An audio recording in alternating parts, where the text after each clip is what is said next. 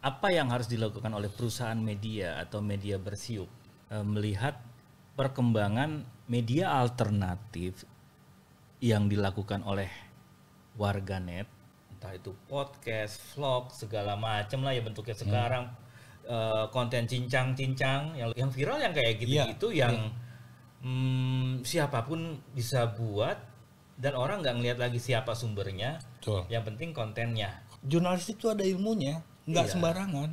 Potong cabut, sambung.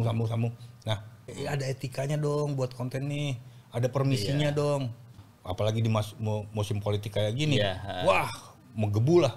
Kan kemampuan AI dengan segala data yang terhimpun dari AI tersebut, tools itu tuh sebetulnya bisa di platform apapun dikasih tools itu. Ketika dia mau naik, lu udah punya izin belum? Betul. Nah, harusnya dia ada mendeteksi. Oh, ini konten sumbernya dari sini. Punya sini. Nah, Indonesia terlambat.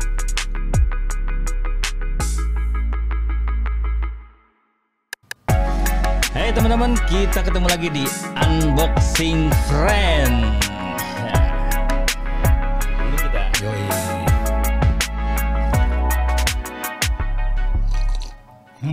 Kopinya oke nih. Top. Enak banget. Ini kopi gula aren. Mantap. Buatan mana? Ada tuh. Oke. Hari ini Unboxing Friend, gua kedatangan temen gua. Dia bernama panggilan Obot. Siap. Bukan Obot Kadarusman lo ya? Bukan. Kalau Obot Kadarusman siapa ya? Pemain jazz. Ebet itu. Oh, itu Ebet. Dan salah lagi, bukan pemain jazz. Iya, ya. dia MC presenter, almarhum. news anchor, iya. News anchor.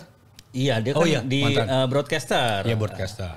Ardio kan dulu zaman Ardio. Ya, Ardio, benar radio. Betul. Gitu. Nah, kita nggak ngomongin Kang Ebet, tapi kita akan ngobrol sama Kang Obot. Siap. Udah lama juga kita nggak ketemu. Betul. Terakhir Lebaran kali ya, sebelum Lebaran kali. Iya, sebelum Lebaran. Tapi kalau ketemu sama proyek kita terakhir ya ngurusin film lah ya. Ngurusin film. Vaksinasi. Ya, itu di zaman Covid. Alhamdulillah udah kelar. Alhamdulillah. Aduh. Enggak lah, masih ada lagi. Habis vaksinasi kita ngadain beberapa pelatihan juga kan. Oh iya, ke pesantren ya. Terus ke mana yang di Tangerang? Tangerang apa ya? Oh iya, ibu-ibu PKK ya, UMKM. PKK ngajarin mereka videografi, fotografi dengan smartphone kalau salah. Dengan smartphone. Ya namanya teknologi makin kesini makin canggih ya. Jadi kita tidak memerlukan lagi kamera, tapi sudah bisa tergantikan dengan handphone kita yang dibawa. Nah itu dia. Sekarang udah zamannya kayak gitu. Betul. Bahkan orang baru beli HP aja, dia langsung bisa menjadi konten kreator. Betul. Gitu. Betul. Belajarnya dari mana? Dari medsos aja dia. Medsos. Lihat, tinggal ngikutin. Jadi gitu ya? Proses kami menyebutnya biasanya waktu dulu waktu masih berkecimpung di sistem itu kami menyebutnya ATM. Oh, ATM. Amati, tiru, modifikasi, dan itu diterapkan sama para konten kreator yang ada di lingkungan kita semua. Lu kan kerjaan dunia lu tuh dulu sebagai jurnalis ya. Tuh. Lu di mana aja sih pengalaman jurnalis lu? Kalau sebagai jurnalis, Obot sebagai jurnalis. Obot sebagai jurnalis itu berawal dari 99 tahun 99. 99, lo udah pada lahir belum? itu masih musimnya tabloid politik berkaitan sama politik ya. Waktu itu PAN baru muncul, terus partai-partai baru bermunculan di masa itu ada tabloid politik yang cukup keren saat itu tuh Detik. Terus ada lagi majalahnya itu kalau nggak salah Gatra muncul, betul. Terus ada banyak lah. Setelah Tempo mengalami pemberedelan. Betul, Tempo mengalami pemberedelan, terus reformasi 98, 99 muncullah partai-partai baru. Disitulah saya mulai berhubungan dengan dunia jurnalistik. Padahal Di mana tuh pertama kali? di Semarang. Semarang. Di Semarang. Dan di masa itu gue tidak ada background jurnalistik Oh ya? sama sekali tidak ada background jurnalistik. Sekolah lo apa? Gue pemerintahan, Oh, Akademi Pemerintahan. bukan FISIP. Oh, FISIP. FISIP di Semarang. Tidak sama sekali tidak menyentuh ilmu jurnalistik. Jadi ilmu jurnalistik itu jadi mata kuliah pilihan yang akhirnya ternyata bisa jadi penghidupan. Oh, Yang ilmu yang saya ambil S1-nya itu bahkan hampir tidak terpegang. Karena ketika penugasan pun ketika pertama kali gabung di 99 itu pun kepepet dalam tanda petik karena di tahun 98 kerusuhan dan perubahan pola pemerintahan, tidak ada bukaan CPNS. Karena berharapnya sih padahal track lo rencananya ke situ ya. rencananya seperti itu, setidaknya camat lah sekarang gitu atau bupati mana gitu harusnya ya. Iya. Dan mungkin di Sukamiskin mungkin. Iya. Karena korupsi. Amit. Enggak. Jadi pada masa itu saya bergabung dengan sangat terpaksa ke satu tabloid partisan punyanya salah satu tokoh di Yogyakarta, tokoh terkenal. Malah di Jogja? Enggak. Oh, tokohnya gitu tokoh ya. Jogja. Terus ada Tokoh yang janji jalan kaki bukan? gitu deh. Tuh. Terus saya gabung ke situ tidak sebagai reporter, tapi sebagai fotografer. Oh, fotografer. Ya, karena saya lulus kuliah gara-gara foto. Jadi Lo bisa dapat duit dari situ ya? dapat duit dari situ. Jadi SPP, uang kontrakan, terus uang makan itu dari foto. Semenjak semester 4 saya sudah terlibat di berbagai macam event kampus untuk motret. Entah itu seminar, entah itu wisuda. Dan itu pun lo otodidak? Enggak. Jadi berawal dari hobi, suka di masa SMA masih film. Minjem kamera temen, terus belajar. Di kampus ada UKM, unit kegiatan mahasiswa, namanya Prisma. Saya gabung situ, akhirnya yang tadinya hanya otodidak, terus akhirnya ada teori sedikit. Oke. Gitu. Nah itu diterapkan dalam keseharian saya di kampus untuk cari duit. Gitu. Dan akhirnya lo masuk ke dunia jurnalistik ya. Tapi saya menyebutnya bahkan waktu itu bukan tukang foto lah. Oh, tukang foto. Tukang foto bukan fotografer juga. Saya tidak mampu saya menyebutnya sampai saat ini. Saya tukang foto yang senang mengcapture momen, mengcapture objek itu aja. Jadi saya tidak menyebut diri saya sebagai fotografer. Gitu. Nah di situ selalu lah deadline mingguan karena tablet kan mingguan. Saya suatu ketika lagi musim-musim kayak gini nih kampanye-kampanyean, saya ngambil beliaunya di Semarang. Pada saat itu ada kegiatan di Semarang, saya mengambil beliaunya di Semarang tanpa reporter. Nah ketika sampai kantor saya store foto dengan caption standar tukang foto lah. Sudah ini saya pemretnya waktu itu teriak-teriak minta berita. Nah siapa yang bisa buat berita, reporternya tidak ada di lapangan, terus dia mengarang nulis.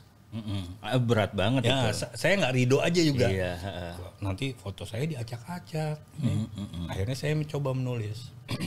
Ketika saya mencoba menulis semampu saya, waktu itu sudah lewat deadline karena kebetulan untuk minggu berikut si materi ini sudah lewat deadline. Saya mencoba menulis, sudah lewat orang-orang udah pada pulang, saya masih menulis gitu. saya nggak sadar di belakang saya ada pemimpin perusahaannya, bosnya Semarang, ya. Bosnya partai itu di Semarang. Ngelihat, kamu bisa nulis juga. Saya belajar Pak. Saya coba, saya bukan reporter. Loh kamu kan foto? Iya saya foto. Saya tanggung jawab saya di foto. Yaudah kamu nulis aja. Ya, mulai dari situlah saya mencoba nanya-nanya ke teman-teman yang di jurusan jurnalistik, di komunikasi, bagaimana sih pola untuk menulis tuh. Akhirnya dapatlah kisi-kisi dan dipraktekkan di situ. Akhirnya mulailah terasa, mulai sering menulis, muncullah tabloid-tabloid baru lagi. Jadi keran media itu sangat dibuka lebar di tahun 99. Muncullah berbagai macam koran-koran apa ya yang dengan judul-judul bombastis, kriminal seperti itu. Kayak lampu merah. Salah satunya lampu merah. Gua ngefan tuh lampu merah. Ya, dengan judul sepanjang judul itu sudah menggambarkan isinya. Cukup baca judul udah Cukup kelar. baca judul. Melihat gambar. Nah, dan isi beritanya pun hanya 2 paragraf paling. 2 paragraf kolom ya, bukan 2 paragraf panjang. Itu cukup. Dan foto-fotonya sangat di saat itu sangat vulgar. Betul. Nah, bergeserlah saya ketika tabloid-tabloid itu muncul. Ada tabloid baru juga di Semarang. Hire ceritanya. Namanya Kriminal, tabloid Kriminal Semarang. Sekarang udah bubar. Salah satu kawan sudah masuk ke sana, tiba-tiba nelpon, waktu itu belum ada WhatsApp, nelpon, "Bot, lu mau nggak geser ke sini?" Karena gue mikir kenapa enggak gitu. Kenapa enggak, ini ranah baru, sesuatu yang mudah, lebih mudah dibanding di tabloid partisan yang secara naluri gue enggak banget deh. Iya. Secara ada gue ganjelan ada di ganjelan hati ya. secara enggak deh, bukan gue, ini bukan tempat gue. Dan di situ tidak bisa fair kan. Di tabloid tersebut saya tidak bisa fair karena lebih dominan ke partai si bapak. Akhirnya saya resign, saya masuk ke tabloid Kriminal itu. Yang tadinya biasa motret, akhirnya biasa nulis. Nah di situ mulailah belajar nulis panjang, feature. Jadi itu tabloid betul-betul kriminal. Iya, gue pernah beli di emperan depan terminal. Betul-betul cerita soal kejahatan jalanan. Jadi orang berdarah-darah waktu itu tanpa sensor pun naik gitu. Dan kebetulan karena waktu mahasiswa sering begaul sama teman-teman jalur itu, sering dapat. Jadi istilahnya kalau misalnya anak-anak kriminal itu, anak-anak liputan kriminal itu bilang, gue selalu dapat TKP. Jadi ada ada orang dibunuh misalnya. Itu belum sempat diambil ambulan palang hitam, saya sudah ada di sana untuk bisa mengambil. Bahkan itu momen penting banget ya saat itu ya. Saat itu masih fresh adalah lu dapet TKP nggak? Eksklusif dong. Iya. Gitu. Masih seperti itu. Nah, berjalan waktu enjoy tidak enjoy karena di kriminal itu kan betul-betul diminta untuk speed, akurasi, speed, sama lobbying di situ. Nah, di masa itu lobbying untuk liputan-liputan seperti itu kan sampai sekarang ya mungkin itu tidak ada jamnya. Iya. Nggak ada jam kantor. Betul. Jam 8 sampai jam 5 itu mustahil bagi kita gitu. Jadi mulai lobby itu bisa jam 22, selesainya bisa jam 03, bisa seperti itu. Bahkan bablas lagi sampai masuk kantor lagi, bahkan seperti itu. Wartawan manapun, di bidang manapun, mau itu politik, mau itu kriminal apalagi, ekonomi, itu tetap 24 jam, 24 1/7 Iya. tetap seperti itu. 2002 entah lamaran keberapa, tiba-tiba ada panggilan gue di Media Indonesia Jakarta. Oh, Media Indonesia. Panggil sana, gue gabung, gue nol lagi. Iya. Jadi Kenapa nol lagi?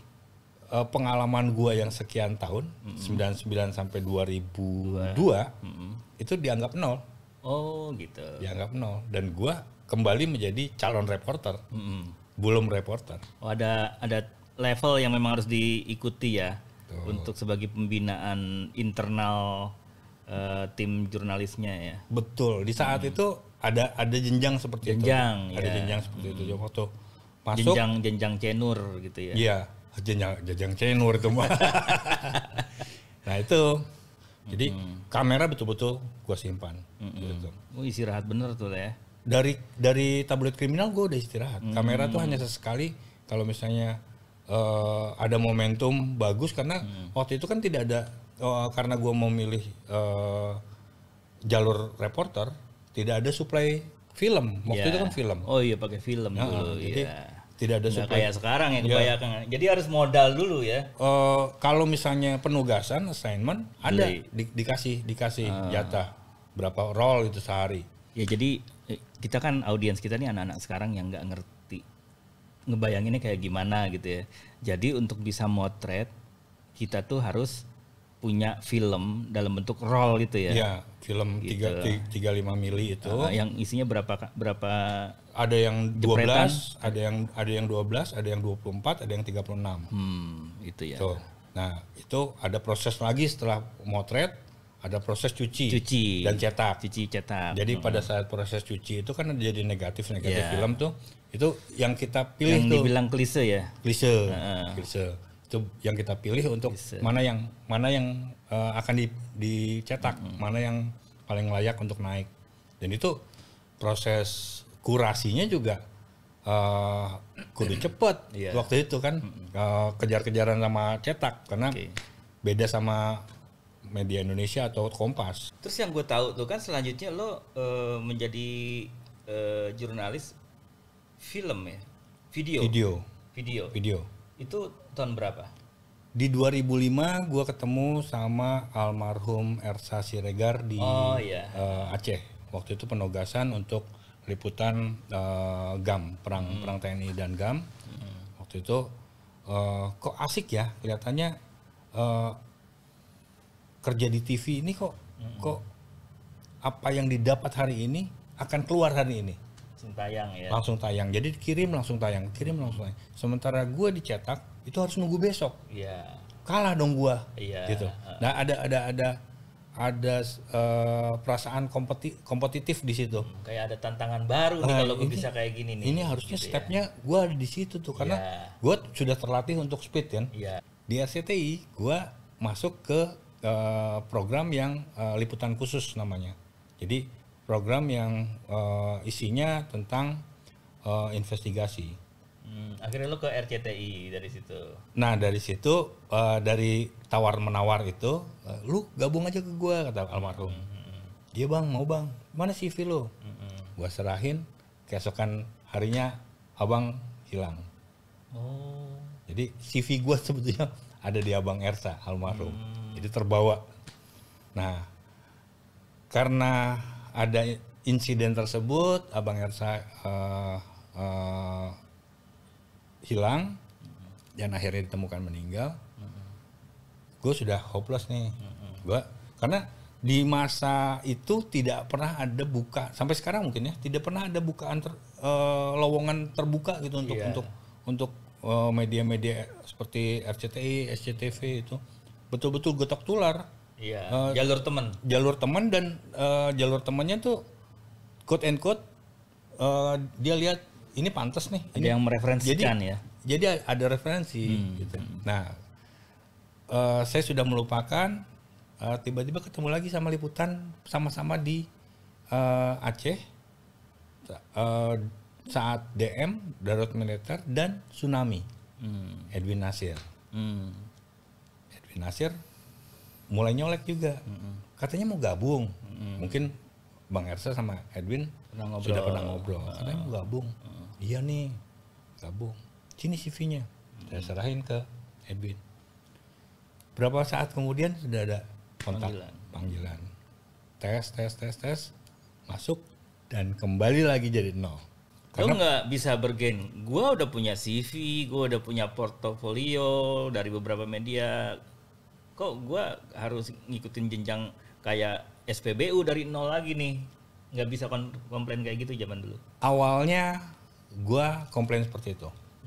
Gue komplain ke para petinggi waktu itu, Mas Derek, terus Bang Ramon, ada Mas Boy, diskusi lah. Kan kalian tahu saya udah ada di lapangan dan kalian sering ketemu saya, kok masih seperti ini. Terus mereka bilang coba dulu. Oke. Coba dulu. Dan lo mau? Mau tidak mau karena ini masuk RCTI ada keinginan gua. Iya. Ya, jalurnya seperti itu mungkin. Ya udah gua jalanin. Dan ternyata memang susah.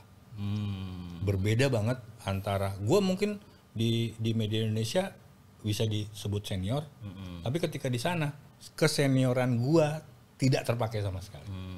Jadi keuntungan gua adalah gua terbiasa menulis dengan kalimat-kalimat unik yang tidak dimiliki TV. Tapi gua tidak punya sense untuk mengatur berapa durasi. Iya. Karena belum terbiasa. Jam terbangnya belum ada. Belum terbiasa. Keuntungan lain adalah gua punya narasumber lebih banyak dibanding teman-teman lain. Karena gue punya pengalaman kemarin. Jadi gue perlu narasumber ini, perlu Kapolsek ini, gue udah punya simpanan. Sementara teman-teman yang lain akhirnya nanya, kesini gimana sih caranya, kesini gimana sih caranya? Ya share aja nih. Namanya kayak gitu mah ngapain juga di keep ya. Ya udah. Akhirnya share untuk narasumber. Nah itu yang di saat itu menjadi nilai plus yang gue bawa. Cuma untuk konten berita gue nol. Jadi dari media Indonesia cetak pindah ke RCTI broadcast. TV broadcast. Nol gue. Gak. Jadi ada salah satu eksekutif produser saat itu, Julius Patmo waktu itu. Gue ngasih laporan pertama kali lepas tandem, karena waktu turun gue pertama kali di tandem, harus tandem. Nah, pertama kali lepas tandem, gue buat laporan, buat berita, dipanggil sama dia suruh duduk samping. Lu mau buat liputan seminggu? Dengan alasan dari tulisan lo itu? Tulisan gue panjang banget. Oke. Jadi lo biasa nulis? Karena gue terbiasa nulis dan tulisan gue kalau di media Indonesia, gue terbiasa dengan menulis feature ya. Jadi berpanjang-panjang, berlama-lama. Nah, sementara di TV itu tidak terpakai. Berarti lo harus mengalami proses konversi dari seorang pekerja yang menulis ya, wartawan tulis, media cetak, menjadi broadcast TV itu lumayan effort untuk konversinya ya. Yes. Skill lo nya ya. Yeah. Oh gitu ya. Berarti prosesnya panjang juga lo ya. Nah, selanjutnya lo dari RCTI kita main singkat nih. Lo ke Kompas. Sebelum ke Kompas gue sempat di First Media. Oh, First Media. Sebentar, sebelum menjadi Berita Satu. Itu gue sebentar, sekitar 3 bulanan. Waktu itu berbarengan dengan Kompas. Akhirnya gue geser ke Kompas karena ilmu baru lagi. Gitu. Jadi gue di RCTI sebagai liputan investigasi, di Berita Satu gue megang news biasa, terus di Kompas TV dokumenter. Oh, dokumenter. Nah, ngomongin dokumenter, netizen Indonesia kalau ngomongin dokumenter kan pasti tahu lah salah satu PH, ya bisa dibilang PH nggak ya? Ya. PH yang memproduksi film-film dokumenter di Indonesia yaitu Watchdog. Watchdog. Kapan lo ketemu sama orang-orang Watchdog? Watchdog secara lembaga kita kerjasama itu di tahun 2011 secara lembaga, tapi secara personal itu sebelumnya, jauh sebelumnya. Oh, udah kenal duluan. Sudah kenal Dandi, sudah kenal Panca. Dua orang inilah setidaknya. Ya, sudah kenal Dandi, sudah kenal Panca. Itu di saat gue di Media Indonesia. Oh, lo udah kenal. Ketika di Media Indonesia. Dan itu mereka di Panca ada di salah satu radio kalau nggak salah ya. Sementara Dandi ada di RCTI. RCTI kan. Oke. Terus di Kompas ketemu sebagai Watchdog. Karena memang ada kerjasama. Ada kerjasama antara Kompas TV dengan Watchdog Watchdog untuk produksi dokumenter. Betul. Waktu itu Watchdog pegang dokumenter tentang sejarah ya. Kayak Jalan Pedang. Jalan Pedang, terus Mereka Kini. Ya. Ada untuk yang religinya ada Risalah. Waktu itu. Gue pernah nonton tentang Harmoko kalau nggak salah dulu tuh. Itu Mereka Kini. Iya, Mereka Kini ya. Iya. Gitu, selain yang Jalan Pedang. Jalan gitu, Pedang. ya. Jalan Pedang itu tentang. Oh, di situ lo kerjasama. Jadi kami order untuk ke Watchdog untuk dibuatkan dokumenter-dokumenter yang berkaitan dengan sejarah, tapi dalam kemasan yang pop, dalam kemasan yang mudah dicerna sama generasi muda ya, kita sasar generasi muda, dan cukup berhasil waktu itu. Dan gue menjadi saat itu ya, Kompas TV itu terutama dokumenterinya itu menjadi favorit gue. Gue nonton banget itu. Gitu, karena memang asik sih ngebawainnya ya, kayak gitu. Ya waktu itu semangatnya kita ingin membuat dokumenter itu tidak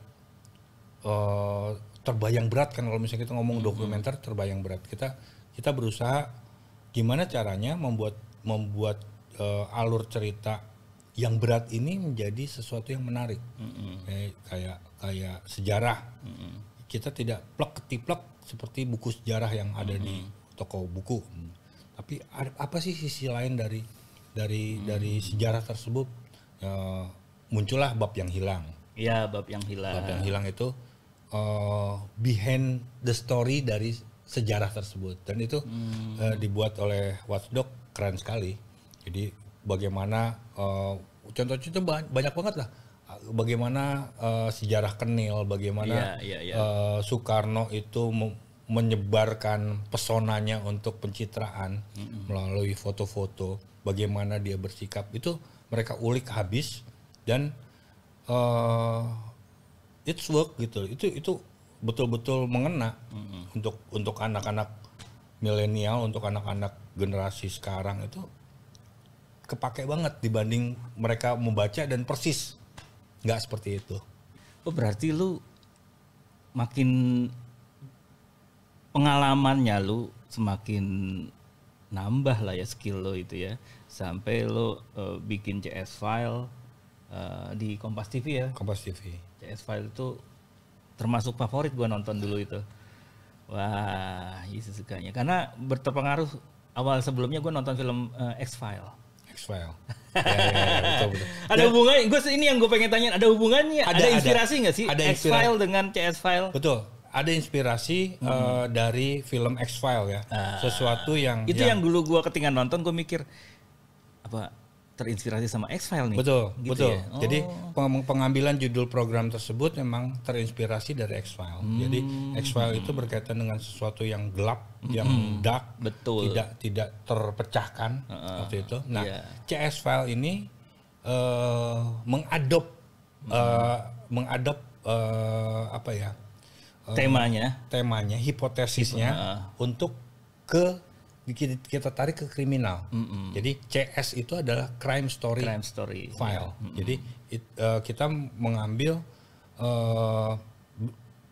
berita-berita kriminal, cerita-cerita kriminal yang bombastis, kayak Kusni Kasdut. Siapa sih? Kusni Kasdut. Ya, siapa sih dia? Terus Johnny Indo, Yang Pak D ada nggak ya? Pak D, Pak D ya? Pak D ada, Ah, terus juga Rian, iya Rian. Jombang, itu juga kami buat. Itu 2 kali 13, berarti 26. 26 file. Selanjutnya lo kan memensiunkan diri. Resign ya. Ya, resign. Anggaplah resign gitu lah ya. Betul. Gitu. Terus masuklah kita ke dalam sebuah era digital yang semua orang itu bisa disebut sebagai prosumers. Betul. Dia produsen dan dia juga konsumen sebuah informasi. Ya. Lo pernah membayangkan nggak sih dalam posisi lo sebagai seorang jurnalis video bahwa satu saat tantangan dari perusahaan media itu adalah media sosial yang semua orang bisa bikin apa aja? Pernah. Jadi ini pernah gua usulkan menjadi bahan tesis sebetulnya ke salah satu kawan yang kebetulan dosen di Serang sana di Untirta. Oh, Untirta Serang ya. Dia bukan tesis bahkan doktoral. Gue bilang ke dia, kawan, ini kelihatannya kamu harus mengarah ke sini deh, ke Instagram dan ke Facebook, karena disinilah orang-orang sudah mulai seolah-olah menjadi jurnalis. Ya.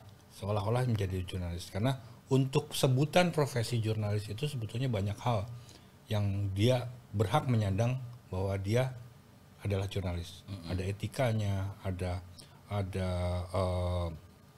dia dilindungi oleh undang-undang. Yeah. Tidak semua orang bisa disebut jurnalis. Ya, kayak dokter dan advokat itu juga tidak sembarangan orang, walaupun dia mengerti hukum, tanpa ada uji kompetensi dan tidak ada karyanya, ya dia tidak bisa jadi advokat atau dokter. Nah, berbeda dengan jurnalis, ini everybody can do it, gitu loh. Iya, sampai ada istilah citizen journalism. Nah, itulah yang akhirnya kita bercabang. Kita bercabang antara yang megang pakem dan yang oke deh, boleh deh. Kenapa? Karena balik lagi keterbatasan SDM untuk mengambil celah-celah yang ditinggalkan dan dituntut oleh teknologi, dituntut oleh waktu. Ini misal Jakarta aja, lingkup Jakarta aja. Kami perlu untuk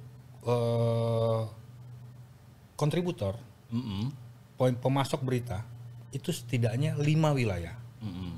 Pusat, barat, timur, selatan, utara. Minimal. Belum Kepulauan Seribu. Ini untuk kriminal aja ya, untuk kriminal aja. Jika di pusat balai kota ada demo, dan di pusat pula ada peresmian atau pengetokan kebijakan yang berpengaruh untuk publik sangat besar, orangnya hanya satu. Nah, inilah tuntutan-tuntutan seperti ini yang akhirnya ya iya deh, mengalah deh. Kenapa? Karena kompetisi. Balik lagi, TVA duluan. Waktu di zaman saya masih ada kedip-kedip merah di samping kiri, itu ada tulisan eksklusif, itu betul-betul real eksklusif. Jadi kalau misalnya ada dapat TKP, misalnya kejadian apa ya, pesawat jatuh di Halim misalnya, kawan udah ada di situ, dia dapat ketika pemadam kebakaran belum datang, gambar dapat, cerita dapat. Dan itu kedip-kedip bagi kami, dan itu poin. Nah, di saat itu kompetisinya seperti itu. Ada TVA duluan, ada TVB, ngejar, ada teroris waktu itu, teroris di Temanggung waktu itu, duluan. Bahkan belum sampai pun bisa melaporkan gitu, waktu itu. Proses penggerebekan Nurdin M. Top. Ya, seperti itu. Ada yang sudah melaporkan padahal dia belum sampai di sana. Sudah seolah-olah ada. Iya, pernah tuh ada tuh rame dulu. Nah, ada yang itu lah. Bagian dari kompetisi waktu itu. Kejadian gempa di Padang misalnya. Bagaimana tim SNG itu dalam tanda petik injek-injekan kabel Ada naik audio tidak keluar. Ya. Ada yang audio keluar tapi gambarnya hijau. Ya, model-model seperti itu terjadi gitu loh. Kenapa? Karena kompetisi. Jadi siapa yang duluan itu yang akan ditonton. Viewernya makin banyak. Dan itu berlaku sih sampai sekarang. Dan yang punya kesempatan itu everybody sekarang. Iya, itu dia. Siapapun bisa. Awalnya kan kalau gue ngelihat, gue sebagai warga yang pembaca media ya, gue konsumen media, perusahaan media seperti wah ini sekarang ada media sosial nih, ngeri nih, mereka masih ada jarak. Lalu ada proses, kalau gue nggak salah ya, correct me if I'm wrong, media-media itu juga mulai berdamai dengan netizen, menerima netizen liputannya sebagai kontributor. Akhirnya Warga kan ada kayak gitu ya prosesnya dulu ya, beberapa TV. Oh ini liputan langsung kontributor kita media warga atau citizen jurnalis dari Padang misalkan kayak gitu. ya, Sampai sekarang akhirnya mereka sendiri punya lini media sosial. ya. Langsung bikin channel, bikin apa. Dan terbalik sekarang. Ketika warga naikin di platform tertentu misalnya, itu dicuplik. Ya, itu dia. Dicuplik. Kenapa? SDM lagi. SDM dan ketidakmampuan perusahaan untuk membayar lebih pasukan. Betul. Tidak ada budget untuk menambah pasukan dan ketidakmungkinan untuk turun ke lapangan. Nah, kayak gitu tuh. Akhirnya kondisinya media mau nggak mau harus menjadikan warga atau warganet itu sebagai sumber mereka juga ya. Mau tidak mau. Jadi ini kan tuntutan teknologi ya, sama prinsip, salah satu prinsip jurnalisme itu adalah kecepatan. Jadi ini yang akhirnya mau tidak mau teradop di media konvensional, media bersium. Jadi mau tidak mau mereka mengalah untuk mengesampingkan beberapa hal yang semestinya itu penting, bagi gue penting ya, karena tidak semua orang yang sudah latihan aja masih salah kok, apalagi yang tidak pernah latihan. Bagaimana menyampaikan informasi itu dengan baik.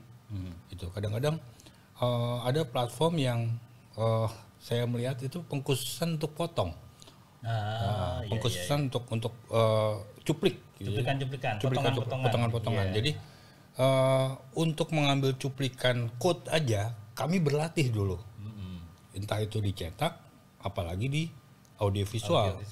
Itu kita berlatih mana quote yang pantas diambil.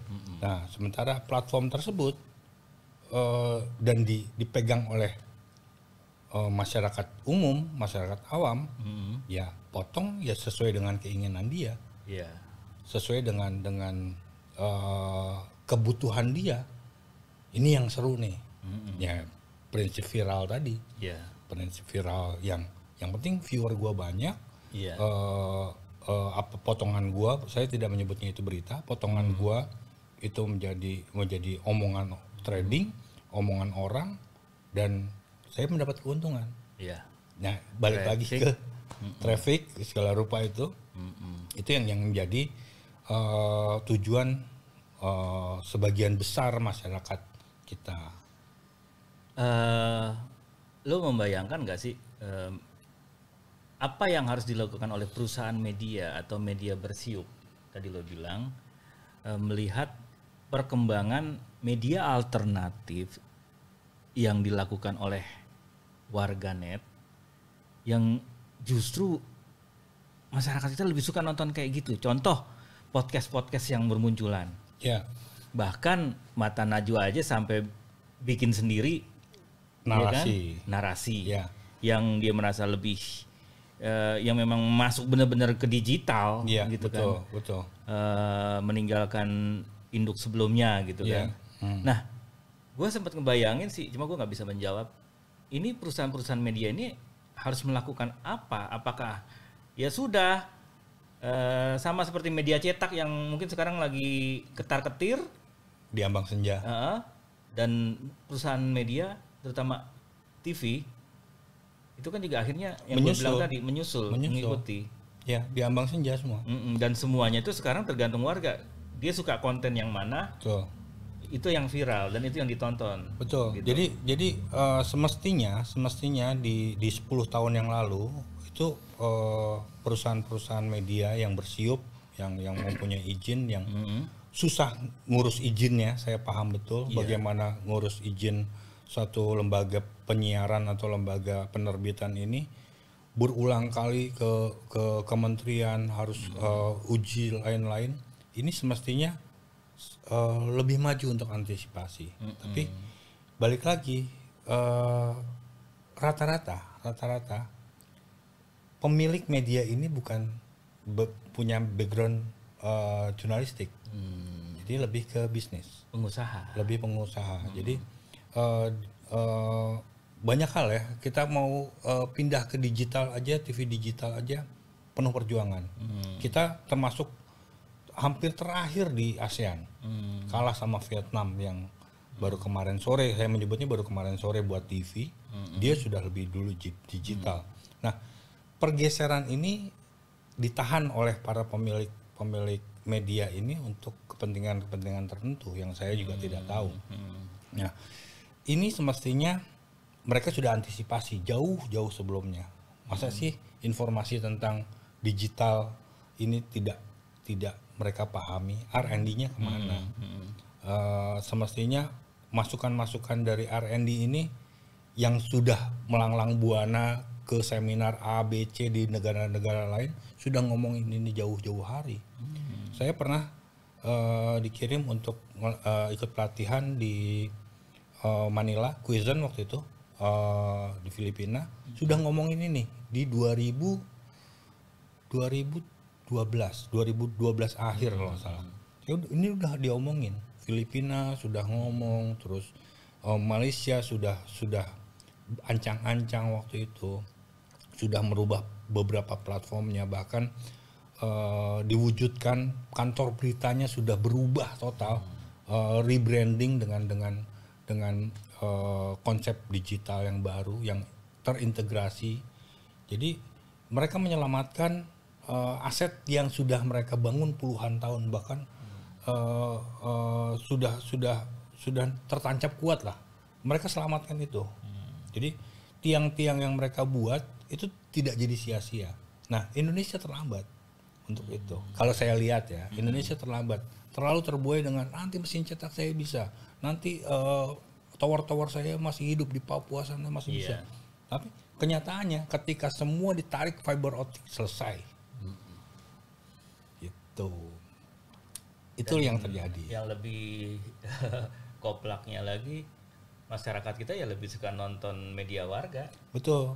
Nah, inilah yang semestinya ada campur tangan pemerintah juga untuk menjadi filter untuk kebijakan-kebijakan. Ya sudahlah, yang namanya platform-platform itu just for you gitu loh. Hanya hiburan. Hanya hiburan. Misalnya ada sesuatu ya ada filternya, ada penyaringnya, tidak sembarangan. Ada orang berantem, kebetulan dia ahli petarung, berantem, ternyata konten juga di belakangnya.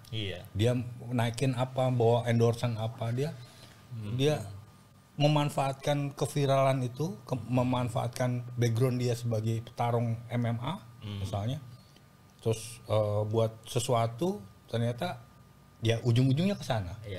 Gitu. Nah, ini yang semestinya ada kebijakannya. Saya juga nggak tahu bagaimana memfilternya. Mungkin pemerintah semestinya lebih paham untuk bisa. Tapi bisa. kan kayaknya sulit dibendung ya. Satu nih, perusahaan media dia tuh penuh dengan persyaratan, dengan standar ya. Dan ketika mau menyiarkan juga ada kode etik jurnalistik. Betul. Gitu kan. Sedangkan media warga, entah itu podcast, vlog, segala macam lah ya bentuknya sekarang, konten cincang-cincang yang lo bilang potongan itu kan paling banyak sekarang paling ya. banyak. Short ya kalau di YouTube ya. Short itu paling banyak itu, dan itu yang viral yang kayak gitu-gitu yang siapapun bisa buat dan orang nggak ngelihat lagi siapa sumbernya. Betul. Yang penting kontennya gitu. Nah, ini jadi ancaman juga sih buat gue ya. Kadang-kadang berita yang masuk jadi sangat bias, bebas. Jadi tergantung kitanya, ini kita punya critical thinking nggak ya buat ini berita benar atau enggak ya. Betul. Ini potongan kadang-kadang kan memotong tuh jadi fatal ya. Betul. Kadang-kadang benar menyarikan, menjadi intisari, tapi kadang-kadang penggalannya beda. Penggalannya kurang atau terlalu tricky atau menjerumuskan orang yang ada di video tersebut. Betul. Gitu kan. Misalnya obrolan kita nih, intonasi gue tiba-tiba meninggi. Kobot ngamuk. Iya. Padahal kita menceritakan sesuatu yang perlu ekspresif misalnya. Pada saat itu dipotong tak 30 second. Kobot ngamuk ngancam MT misalnya. Ya, sementara kita di sini happy aja. Itu no problem. Faktanya kayak gitu. Nah, faktanya seperti itu. Nah, ini yang menurut gue tadi perlu filter sebetulnya. Perlu filter. Kenapa? Ada ilmunya kok. Jurnalistik itu ada ilmunya, nggak sembarangan. Kalau misalnya dibiarkan, kebayanglah nanti Unpad akan menutup fakultas jurnalistiknya, jurusan jurnalistiknya, si Undip akan tutup, di UI mungkin ada juga bubar. Iya. Kalau misalnya dibiarkan berlarut-larut. Tapi seperti pemerintah kita memang enggak. Setiap platform, gue sering ngomong, setiap platform itu punya yang namanya community guideline. Betul. Apa yang boleh dan tidak boleh diposting. Yeah. Tapi faktanya banyak sekali konten-konten yang tidak terfilter dan bebas. Maksud gue gini, dia bisa ngambil dari mana saja. Ya, kalau media bersiup, ketika dia mengambil cuplikan dari warga pun, dia kan nulis tuh sumbernya dari Facebooknya ini. Dari Instagramnya ini, walaupun itu menunjukkan kemalasan redaksinya juga gitu.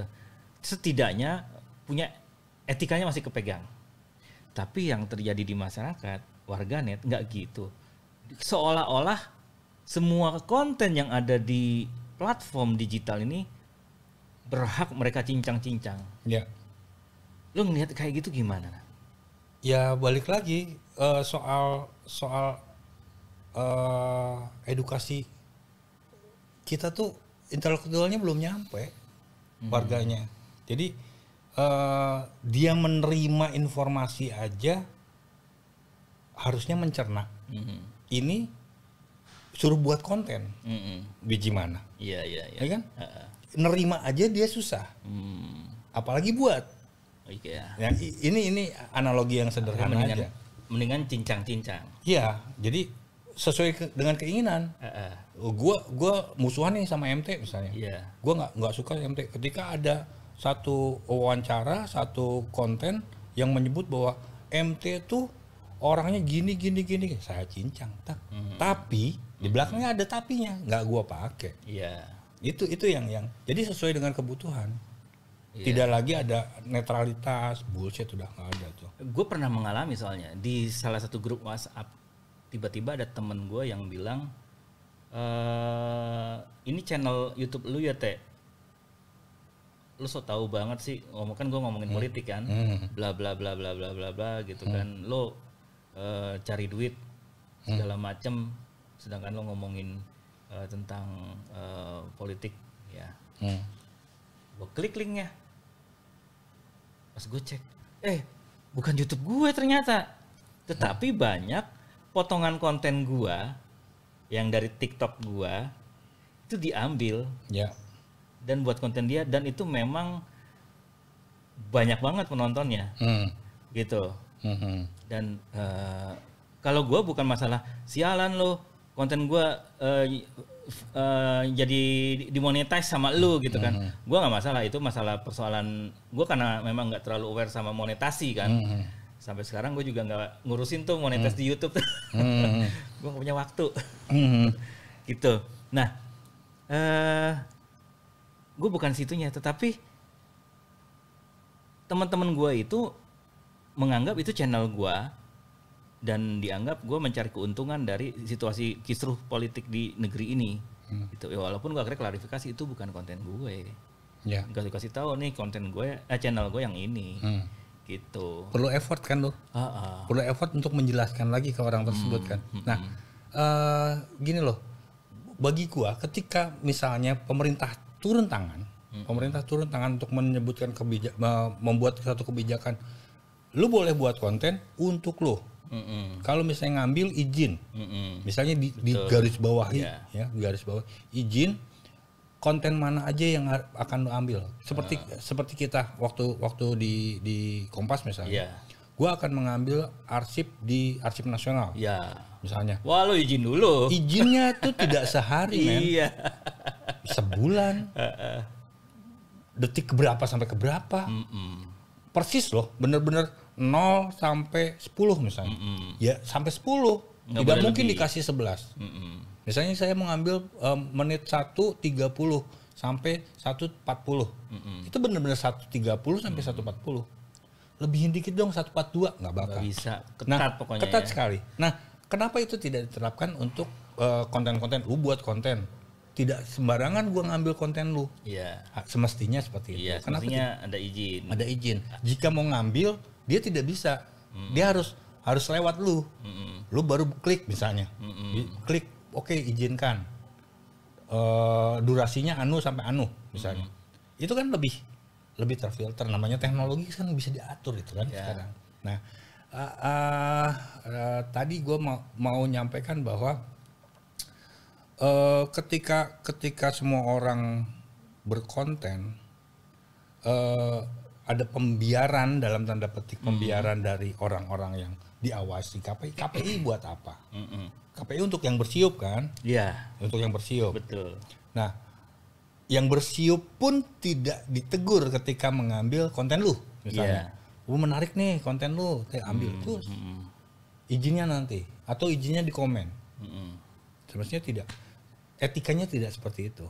Kalau misalnya megang etika jurnalistik ya, etika sebagai jurnalis tidak seperti itu. Tidak di komen. Om MT aku ambil, walaupun gue kenal. Om MT gue ambil konten lu ya. Dan lu bukanya nanti karena lu ada kesibukan di Papua, tidak ada apa, lu ambilnya nanti. Bacanya nanti. Nanti nggak boleh misalnya. Itu nanti setelah dia tayang. Percuma.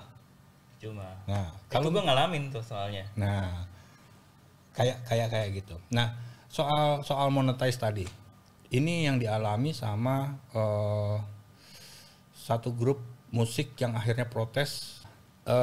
Vokalisnya cukup kritis dalam sisi ini konten gua. Ini konten gua. Si Is ya.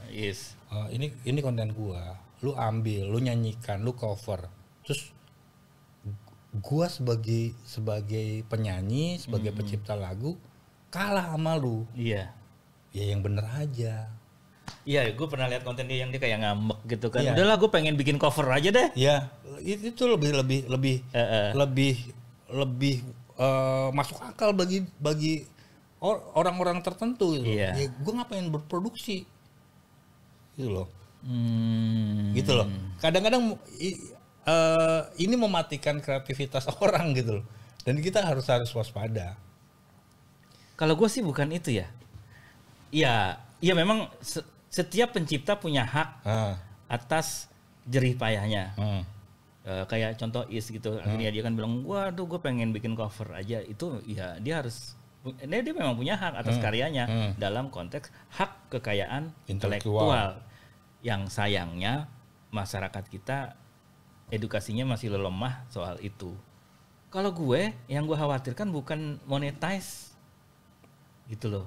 Yang gue khawatirkan adalah ada undang-undang KUHP yang baru. Dan di situ kalau gue kan bikin konten terserah siapa yang mau nonton, nggak viral pun nggak masalah gitu kan. Gue mengekspresikan apa yang kegalauan gue, kegelisahan intelektual gue, kelar. Itu udah gua bikin konten. Ketika itu di repost, dipotong-potong sama konten kreator lain, ada potongannya itu seolah-olah gua itu menyerang pemerintah di KUHP yang baru Lu kena. itu gua kena. Iya. Karena apa? Barang siapa yang bikin konten dan kontennya itu menyerang pemerintah, gitu kan? Istilahnya mengkritik dan segala macam lah ya. Itu gue pernah bikin konten tentang itu juga. Gua kena, walaupun bukan gua yang nyebarin. Iya. Gitu loh. Setidaknya lu akan dipanggil walaupun mungkin nanti nih utuhnya. Betul, gitu. bisa. Tapi kan PR banget. PR banget, malesin gitu kan.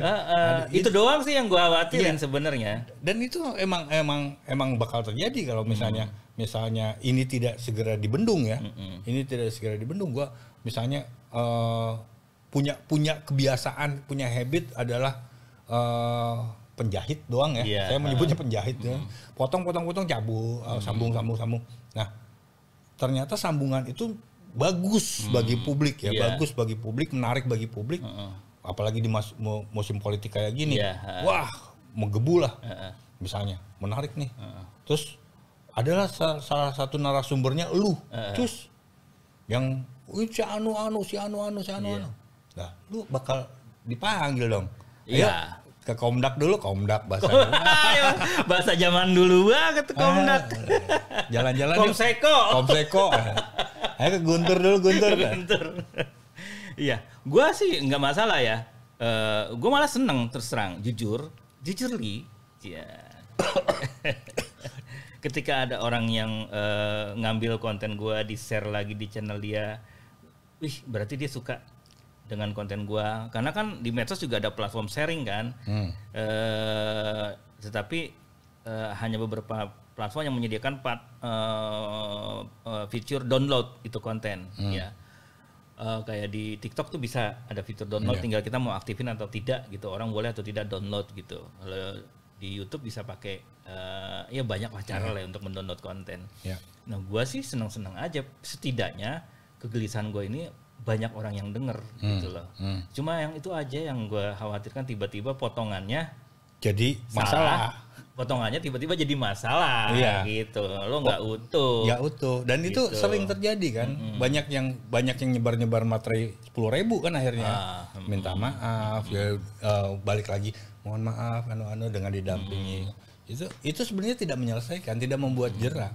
Jadi kalau misalnya mau jerak ya lu jangan motong deh, lu buat aja sendiri gitu loh. Bertanggung jawab dengan produk lu. Iya. Jadi kalau misalnya mau kreatif, sisan sekalian gitu loh. Sekalian sisan kreatif, jangan nanggung. ATM aja, amati, tiru, modifikasi. Misalnya lu sependapat sama MT, sependapat sama Obot misalnya. Ya, lu sarikan, lu catat, karena kita tuh sudah tidak lagi terbiasa mencatat dan membaca. Dia potong sporo, ini cocok nih, sikat, nggak gitu. Kreatif lah, jadi orang kreatif deh, buat deh. Lebih canggih kok anak-anak sekarang. Iya, kayak gue sih ngelihat ya, kayak di satu kasus channel tersebut ya, gue scrolling dong semua kontennya, nggak cuman gue, ada berapa puluh lah konten gue di situ, ya. Puluhan, lumayan banyak gitu, dan konten yang lain juga, dan memang dia kayaknya spesialis cincang informasi gitu, dan memang dia pinter banget. Gua aja yang bikin konten sendiri, gua nggak pandai mencincang informasi yang gua buat sendiri gitu, sedangkan gua akhirnya dalam hati gue ketika gue nonton, gila lu pinter juga. Harusnya gini ya. Harusnya gue kayak gini nih gitu. Motongnya nih. Karena satu sisi gue belajar di situ. Karena dia menerapkan ATM tadi, modifikasinya. Cuma gitu. Balik lagi, kenapa modifikasi itu tidak SU sebagai lu gitu loh. Ya nggak pede kayak. Nah makanya. Gitu. Karena balik lagi, mungkin dengan menampilkan wajah lu, menampilkan wajah orang lain, dia safe. Ya. Dia aman. Dia sebagai anonimus. Padahal sebetulnya tidak. Tetap bisa dilacak. Zaman sekarang. Iya. Gitu. IP-nya ketahuan, lu posting di mana, posting pakai wifi atau pakai paket data, itu ketahuan semua sekarang. Jadi ya lu ngapain? Mending sekalian tanggung jawab gitu loh. Nah ini yang balik lagi lah orang Indonesia saat ini ya punten-punten banyak yang senggol terus maaf kabur. Itu sering sekali. Dan banyak hal yang balik lagi sih menurut gua sih yang menarik itu adalah jumlah viewers dan monetize. Itu yang jadi ukuran mereka membuat konten itu. Jadi ada pengalaman kemarin agak aneh aja bagi gua ya. Ketika kemarin gua baru pulang dari Tanah Suci. Di sana itu bukan gua ke Parangtritis, bukan kita ke tempat-tempat wisata lah, bukan. Itu ada undangan resmi dari yang Maha Kuasa untuk datang jadi tamu. Tapi banyak orang-orang yang justru tidak melakukan ritual prosesi ibadahnya. Justru mengangkat HP. Iya. Dan bikin konten, ngevlog. Saat ini kami sedang melakukan tawaf ini. Saya pikir lu tawaf atau ngevlog nih di grup gua. Iya. Grup gua sampai malu ketika dia mengarahkan kameranya ke belakang. Ada lu. Gua ada di belakang. Gua mengalihkan muka. Kenapa? Tidak pada tempatnya. Lu kalau misalnya mau ngonten, minggirlah. Tidak di dalam lingkaran, tidak di dalam prosesi itu. Lu berlepas dulu dari jamaah. Selesaikan dulu ibadah lu gitu. Atau gitu lu memang tidak niat ibadah. Keluarlah misalnya. Atau ikut tapi tidak niat ibadah gitu loh. Iya. Nah, ini jadi keren juga ya. Sambil gini, labbaik Allahumma labbaik. Merinding enggak lu? Labbaik lah. Merinding enggak lu? Kalau gue sih nggak cocok ya kalau ya lo nggak cocok, cuman mungkin anak sekarang begitu, Bot. Ini kebetulan tidak anak-anak. Iya, maksudnya orang-orang tua zaman sekarang itu kebawa habitnya anak-anak. Habit anak-anak sekarang yang kayak gitu, dia pikir ya yang seperti itu sah-sah saja. Balik lagi, tujuan dia adalah untuk ditonton orang banyak. Karena dia bisa beralasan, Bot. Gue sambil dakwah nih, wah ternyata beginilah suasana haji gitu. Mungkin membuat dia orang lain nggak tahu gitu loh. Padahal kan banyak banget dari zaman dulu siaran langsung ya. Betul. Nah, itulah tadi dengan channel dia dia menampilkan konten seperti itu, maka viewer akan naik. Apalagi pengkhususan eksklusif tanda petik gua deket Ka'bah keliling seperti Hajar Aswad. Di zoom tuh. Kayak gitulah yang terjadi saat ini. Jadi ada hal-hal yang kalau misalnya gua dianggap konvensional, kolot, ya nggak apa-apa sih. Ya, gua masih strict gitu loh. Ada etikanya dong buat konten nih, ada permisinya dong. Seperti itu. Dan banyak hal. Sekarang ini karena kamera ini bisa digenggam, siapapun bisa menggenggam kamera kualitas untuk broadcast. Ini pagar juga dilewatin loh. Pagar privasi orang tuh dilewatin. Ya secara nyata, secara harfiah, pagar rumah itu ada aturan mainnya loh kalau di etika jurnalistik betul. Lu ngelewatin satu langkah ke jangankan satu langkah, berapa senti dari pagar, lu pegang aja tuh pagar, itu sudah masuk ranah privasi. Betul. Itu udah pelanggaran kalau misalnya tidak diizinkan, sudah melakukan pelanggaran. Apalagi kamera mengarah ke dalam. Bohong dengan ada blur-bluran itu percuma, betulan. Iya, itu kan etika jurnalistik yang memang sewayahnya harus dipatuhi. Iya. Tapi kok karena 1-2 orang melakukan yang tidak etis, akhirnya kayak menjadi lazim gitu loh. Iya, ya karena kesalahan dibuat berulang-ulang akan menjadi benar. Ya, walaupun sekarang gini, gue tanya sama lo, kita di busway nih, atau di kereta lah, lo kan angker ya, kereta. Tadi lo kesini naik kereta kan? Iya. Ada yang ricuh di dalam gerbong. Apa yang dilakukan sama orang-orang yang ada di gerbong rata-rata? angkat HP. Jangan ricu deh, ricu masih jauh dari nyawa. Misalnya masih apalagi ricu orang sini ya. Ricu Ricardo. Hanya sekedar apa lu gitu, gitu. Tabrakan dah. Oh iya. Jebret, bak. Kejadian di jembatan layang Tapal Kuda, Lenteng Agung misalnya. Brak, tabrakan. Amit-amit. Motor sama mobil. Kurak jatuh. Si motor parah. Apa yang dilakukan orang-orang? Konten. Angkat dulu. Minggirin kagak. Bikin macet dia. Orang Indonesia tuh kayak kepo kan. Pengen tahu gitu. Kadang-kadang kita berhenti untuk benerin busi aja. Gue pakai Vespa, gue benerin busi aja. Terus ngelongok ke bawah jembatan. Orang-orang berhenti kok. Ada apa bang? Ada apa mas? Nanyain, kagak ada apa-apa. Gue benerin busi. Lo jangan nengok-nengok ke bawah. Lah, mata-mata gue. Iya. Jadi kadang-kadang seperti itu. Mereka berhenti untuk mempertanyakan sesuatu yang tidak bukan urusan dia. Nah, sementara yang semestinya urusan dia bisa mencegah, bisa membantu, tidak dilakukan. Kayak kemarin kejadian di depan pom bensin Shell Tanjung Barat. Ada mobil kebakaran.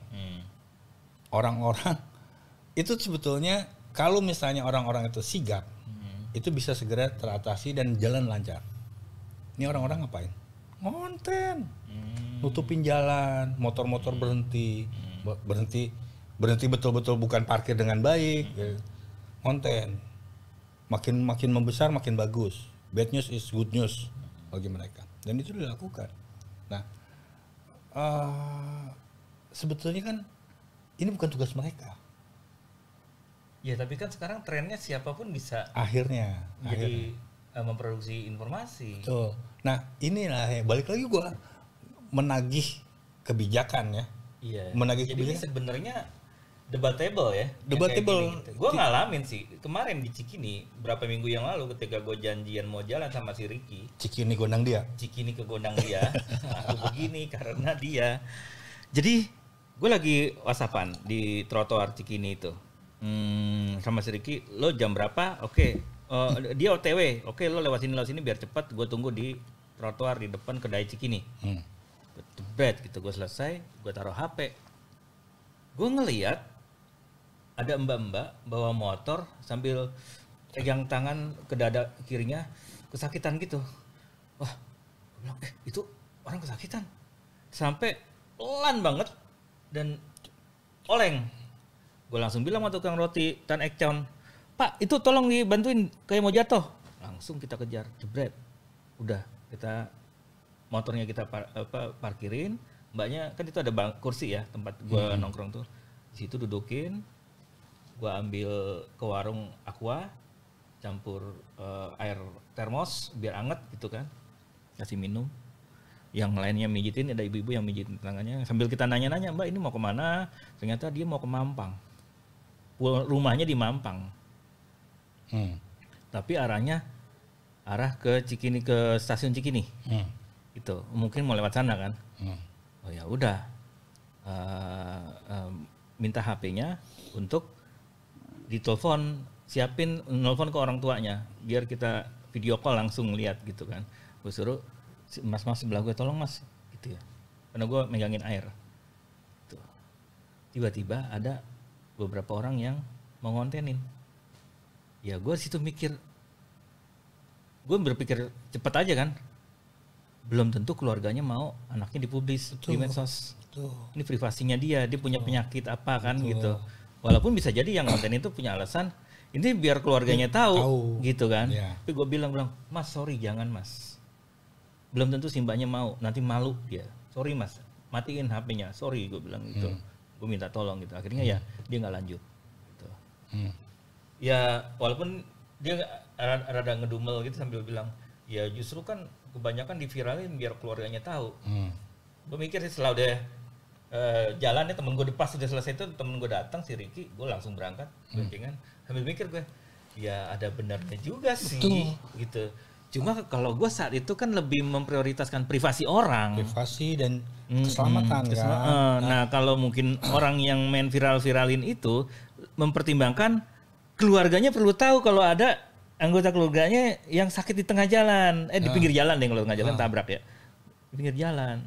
Nah ini masing-masing makanya gimana ya ini perbenturan habit. Bagi gue logikanya malah terbalik ya bagi gue. Ketika dia berniat untuk memviralkan, berapa step yang harus dilewatin dibanding keputusan lu untuk video call keluarganya. Ya. Berapa step dia harus misalnya gelondongan lah, ya roll apa yang dia dapat itu yang diupload langsung segera. Seorang wanita terkapar di Jalan Cikini, viral, FYP dan segala rupa, tas naik. Berapa lama sampai berita itu muter ke keluarganya? Betul. Logikanya seperti itu aja. Kenapa tidak berpikir taktis? Seperti lu. Nah, untuk ya udah. Dia masih sadar, masih bisa fingerprint, masih bisa face face detect. Di ini siapa orang tuanya masih bisa jawab, telepon lah. Dan itu dia tinggal mencet. Belum bisa mencet sendiri. Bapak, ibu, siapa pun yang jawab. Ini putrinya ada masalah di Jalan Cikini. Ini informasi aja. Kami berniat untuk bawa ke klinik terdekat, misal seperti itu. Nah, itu kan lebih efisien. Saat itu emang si Mas itu ngomong yang nelfon tuh, apakah kami boleh membawanya ke puskesmas atau klinik terdekat? Tapi ibunya saat itu yang ngangkat ibunya, tungguin aja, kami akan datang ke sana, jemput. Gitu. Nah, ya sudah, kita tinggal jagain. Nah, itu kan sudah ada langsung step. Langsung gitu. Tidak ada step lagi, langsung ke tujuannya, karena itu tujuannya kan emang. Ini studi kasus yang bisa kita analisis. Betul. Mestinya seperti apa ya? Ini makanya yang perlu itu adalah saat ini adalah kebijakan untuk memfilter orang-orang yang berpikiran muter terlalu jauh itu. Kalau misalnya nggak apa-apa diviralin aja, kecuali misalnya maling motor misalnya, maling motor kebetulan dapet nih, kabur dia, viralin deh. Itu membantu polisi, membantu itu. Konsep yang berbeda dengan konteksnya berbeda gitu. Nggak mampu ngejar karena dia ternyata pembalap road race misalnya, jago banget, ya, cuma bisa dapat ujungnya doang nih plat nomor. Habis itu diviralin atau lapor polisi. Polisi lah yang bertugas lebih berwenang untuk itu. Nah, ya sudah berhenti posisinya. Tidak usah jadi polisi TV, polisi media, nggak perlu. Jadi kondisional juga ya. Tuh. Ada momen-momen tertentu yang memang kita boleh atau bukan boleh ya? Bisa untuk menyebarkan langsung. Real time. Tuh. Gitu. Tapi ada juga yang kayaknya nggak perlu amat gitu. ini. Kalau dalam konteks gue sih Mbak tadi, ya gue lebih berpikir privasi dia, dan kita udah minta dia untuk mencet kontak dari HP-nya dia sendiri ke orang yang dia percaya, dan ternyata ibunya, ya udah. Jika bagi gue jika si konten kreator lapangan ini, si konten kreator jalanan ini tetap ngotot untuk membuat konten, dibalik sisinya, sudut pandangnya dibalik. Ternyata Jakarta masih ada orang-orang peduli. Itu bisa masuk. Sama kayak konten kemarin di KRL. Ada petugas kereta yang menyelamatkan ibu-ibu yang mau bunuh diri. Nah, itu ada yang ngontenin. Wah, ini tentang kepedulian awak kereta. Bagaimana kesigapan awak kereta untuk menyelamatkan nyawa. Ini akan berbeda gitu. Betul. Perspektifnya ya, lo harus mundur dikit. Dan ini bukan soal lu jago megang kamera, lu jago ngedit, tapi lu juga harus bisa posisi gua ada di mana, berdirinya sebelah mana nih, kontennya macam apa nih, dengan gambar ini gua buat konten apa, tidak membuat si korban menjadi subjek, enggak gitu, harusnya lebih lebar. Kalau misalnya ini konten materi tentang kejahatan, ya fokusnya beda gitu loh. Oh, ternyata malingnya model kayak gini. Dia kebetulan ada ngendap-ngendap di satu lorong misalnya. Modelnya kayak gini nih. Lapor polisi 11 berapa sih? 112 misalnya, atau 212 mah Wiro Sableng gitu. Nah ini balik lagi. Nah cuma kan tidak semua 230 juta men. Iya. 230 juta warga Indonesia tidak semuanya bisa berlatih menjadi konten kreator dalam satu ruangan. Nggak bisa. Yo kamu boleh, tapi nggak bisa. Ini harus ada aturan. Jadi lo tadi juga punya perspektif, kita boleh saja asal ada perspektif yang disebarkan ya, yang diinformasikan tadi ya. No problem. Iya, gue masuk juga sih. Oke, bisa jadi tuh si Mas maunya kayak gitu. Cuman gue saat itu berpikir lu jangan berpikir praktis. Iya. Ya, gitu. Praktis dan taktis. Ini orang harus ditolong dan dia harus dijaga privasinya, itu doang. Betul. Dan kebetulan si mas-mas yang mengambil gambar tadi perspektifnya berbeda, seberangan sama lu. Sama gue. Iya. Dia akan menolong si Mbak itu dengan cara dia yang tidak tepat. Menurut gue tidak tepat. Iya, karena yang gue lihat saat itu ya udahlah kita tolongin aja dulu gitu. Ya iyalah. Kan sebagai manusia yang berempati, jika terjadi sesuatu terhadap nyawa orang lain atau keselamatan orang lain, itu dulu prioritas. Betul. Ya kan? Jika lu mampu, lu taruh semua kamera, taruh baru selamatkan. Gue pernah soalnya di Tebet, di lampu merah depan Hotel Amaris atau Hotel Pop ya. Waktu dulu tuh kan baru ada yang namanya kita mau nyebrang, dipencet dulu tuh tombolnya, baru hijau merah kita bisa nyebrang. Gue pengen bikin konten tentang itu, tak tombolnya gue pencet, terus gue mengarah ke ada ibu-ibu yang mau nyebrang, dia menjauhi gue, berarti nyebrang ke arah sana. Kan 2 jalur tuh, jalur pertama beton, jalur kedua dia. Di jalur kedua itu ibu ditabrak motor. Jebret. Gue langsung udah nggak mikirin konten lagi gitu. Ya itulah. Sekarang seberapa banyak sih orang yang kayak lu yang berempati terhadap nyawa orang lain? Iya. Gitu loh. Nah, ini yang kadang-kadang gila aja, kadang-kadang kebakaran depan mata yang memungkinkan dia ngambil ember duluan, dia ngambil kamera duluan. Wartawan bukan. Iya. Bukan tugas dia. Tugas dia sebagai tetangga adalah menyelamatkan harta benda tetangganya untuk tidak meluas. Misalnya oke lah satu kios kebakar, misalnya. Dia punya kemampuan untuk menjaga meminimalisir kebakaran itu menyebar. Nyemprotin kayak pinggiran. Misalnya daripada ngambil gambar, ya kan nggak makin nyebar. Suatu ketika rumah dia kena.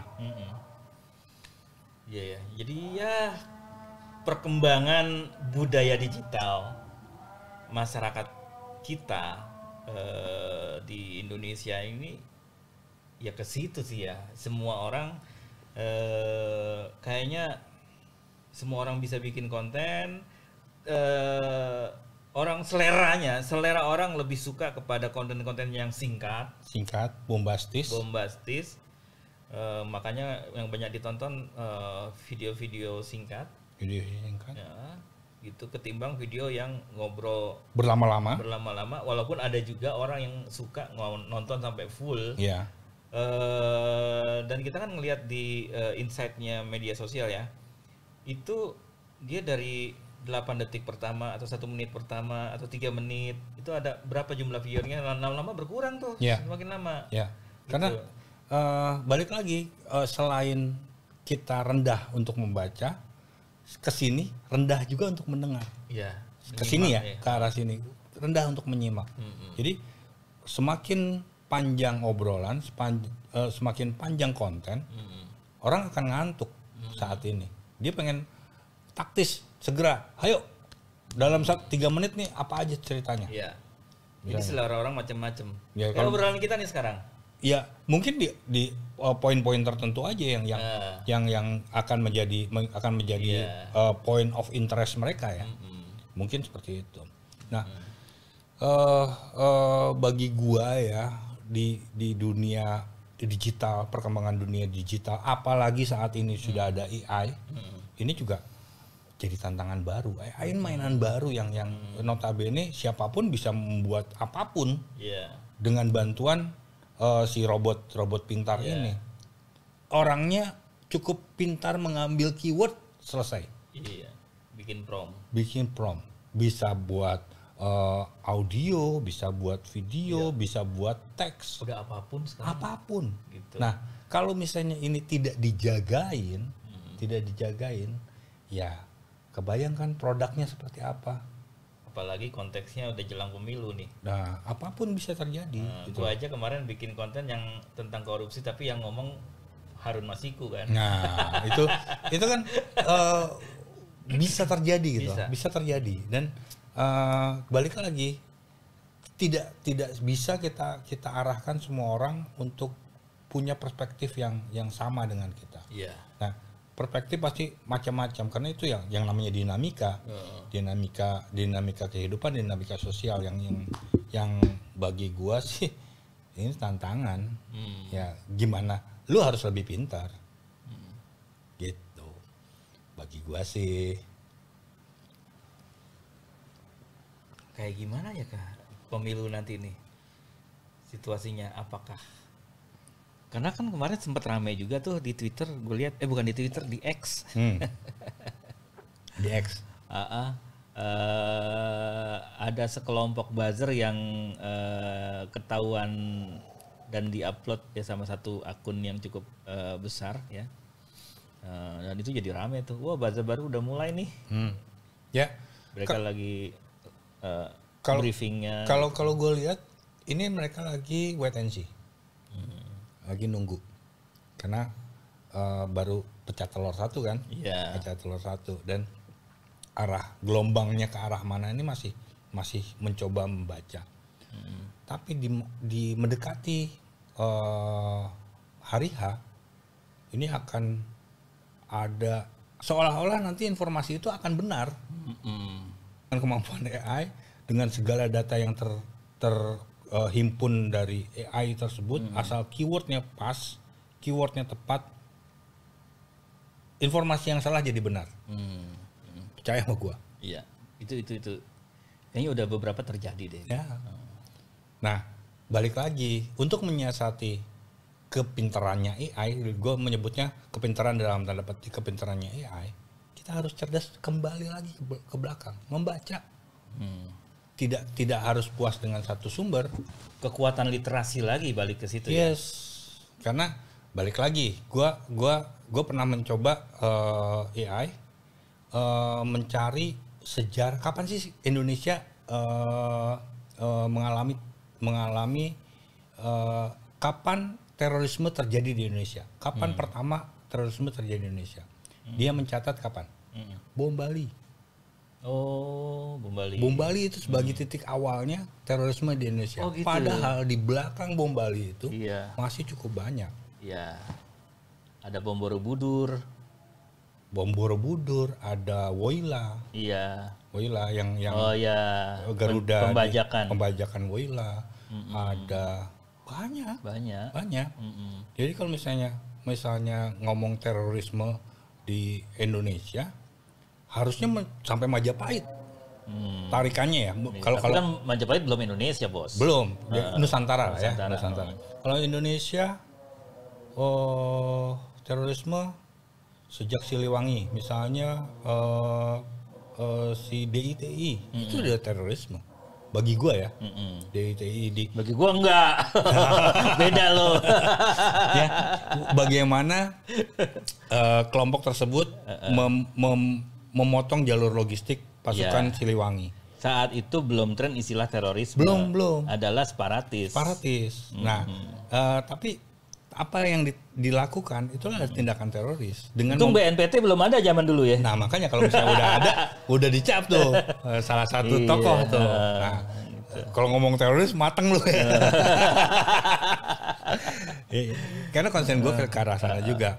Nah, ternyata kalau misalnya seseorang itu menggunakan AI tanpa background pengetahuan, background literasi yang mumpuni, maka akan terjebak dia. Iya. Gue pernah mencoba AI. Yang paling populer lah ChatGPT. Yes. Ya, gue menanyakan sesuatu juga tentang terorisme. Gue menguji saat itu. Iya. Gue menguji sampai gue nanyain bagaimana persahabatan antara Soekarno dengan Kartosuwiryo. Gitu gue tanyain gitu. Gue berani nanya itu karena dia mengklaim bahwa informasi yang dia pasok di dalam mesin learningnya dia adalah sampai 2011 ya. 2021 sampai 2021. Berarti dia punya dong ke belakang. Background belakang, case-nya belakang kan harusnya. Gue tanya, ada yang buat gue akurasinya kurang. Tetapi yang gue salut dari mesin ini, dia ngasih note di bawah. Apa yang kami sampaikan ini tidak sebaiknya tidak dijadikan sumber satu-satunya. Sebaiknya Anda mencari referensi lain yang berbeda, yang lebih bisa kredibel, kayak gitu.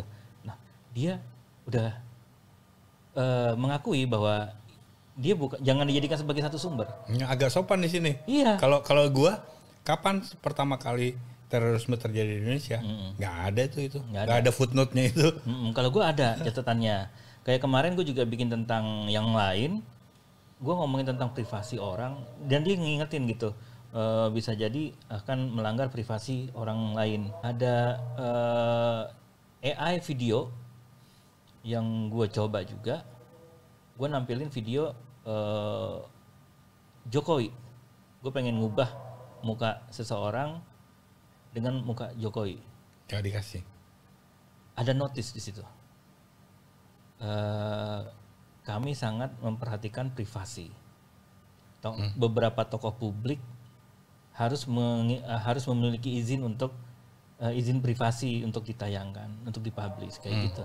Oh, dia punya etika lagi. Ya, makanya kalah kan dia. Yang potong-potong tadi. Iya, nggak diterima gue akhirnya tuh video buatan gue. Iya makanya. Gitu. Karena sebetulnya balik lagi ke obrolan kita sebelumnya.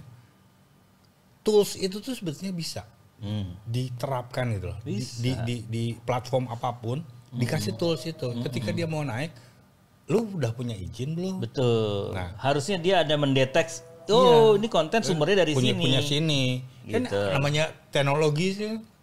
Bukan satu hal yang mustahil. Betul, apalagi gitu. Bagi mereka mungkin cemen nih program dikit nih. Itu doang, berapa detik doang, berapa menit nih. Sambil ngopi dia di kafe, programmernya buat ya dibuat kayak gini doang. Oke. Iya ya, jadi ada notice gitu. Konten yang lo buat ini lo beneran sudah ada yang lebih mendahului di platform yang sama. Sumbernya ini kamu sudah izin belum? Jika sudah mendapat izin, centang ini. Ya, centang itu tentu dengan persetujuan pemilik kan. Tak, baru dia naikin. Nah, ini yang semestinya dimilikin sama platform-platform itu. Ya. Nah, siapa yang bisa? Ya pemangku kebijakan. Yang bisa, ayo lu buat dong. Orang-orang pada nyontek-nyontekan nih. Contek-contekan, potong-potongan. Itu yang mungkin ya bisa sedikitnya meminimalisir hoax. Itu salah satunya ya mungkin. Iya, dan menghargai orang-orang seperti si Is Payung Teduh. Iya, si Is Payung Teduh. Ketika orang bikin lagunya, nyanyikan covernya apakah lebih kayak yang buat cover. Iya, gitu ya. Iya, gitu ya. Panjang juga ya obrolan kita. Oke deh, ya. Siap. Thank you banget.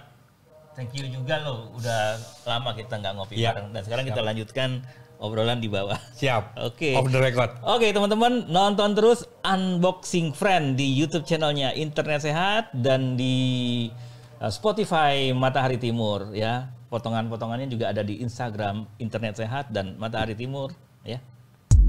Saya dan Obot pamit mundur. Kayak teman apa pamit mundur?